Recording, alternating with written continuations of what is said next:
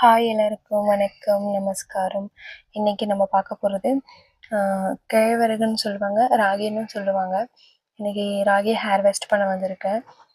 இதை நட்டு 120 டேஸ் ஆயிடுச்சு. Full and full natural farming மெத்தடில் தான் பண்ணியிருக்கேன்.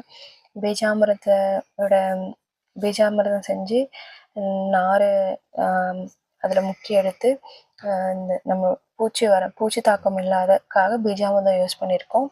அடுத்து ஃபீல்டில் கனஜீவாமிர்தம் எல்லாமே நம்ம நாட்டு மாடுல வர கோமியம், சாணம், வெல்லம் இந்த மாதிரி இன்க்ரீடியன்ட் தான் மிக்ஸ் பண்ணி நம்ம கனஜீவாமிர்தம் செஞ்சு அதை லேண்டு ப்ரிப்ரேஷன் போது போட்டுட்டு அப்புறம் நாற்று நட்டு 15 டேஸ் கழித்து திரவஜீவாமிர்தம் எவ்ரி 15 டேஸ்க்கு வந்து நம்ம ஸ்ப்ரே பண்ணுறதும் தண்ணியில் கலந்து விடுறதும் இந்த மாதிரி தான் பண்ணோம். பெருசாக ஒன்றும் செலவும் கிடையாது.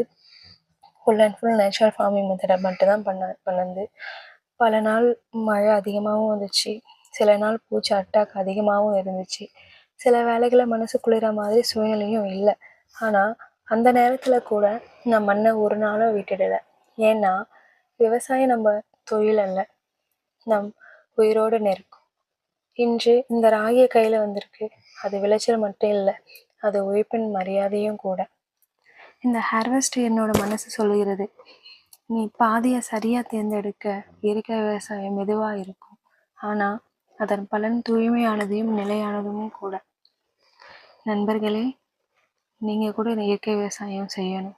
உங்கள் குடும்பமாக இருக்கட்டும், நம்மளை சுற்றி இருக்கிறவங்களா இருக்கட்டும், எல்லாரும் நல்லா இருக்கணும்னு நினச்சா மட்டும் போகாது. நம்ம எல்லாரும் விவசாய குடும்பத்தை சார்ந்தவங்கல்ல, நம்மளும் விவசாயம் பண்ணுறோம். நம்ம வீட்டுக்கு தேவையான காய்கறியோ, அரிசியோ, தானிய வகைகளோ நம்ம இயற்கை முறையில் விவசாயம் செஞ்சு நம்ம வீட்டில் இருக்கிறவங்களுக்கும் பக்கத்தில் இருக்கிறவங்களுக்கும் முடிஞ்ச வரை ஹெல்ப் பண்ணுவோம். நம்ம அடுத்த ஜென்ரேஷனுக்கு நல்லபடியாக கொண்டு போக, ஹெல்த்தியாக கொண்டு போக இது ஒரு முயற்சியாக இருக்கும். நன்றி, வணக்கம்.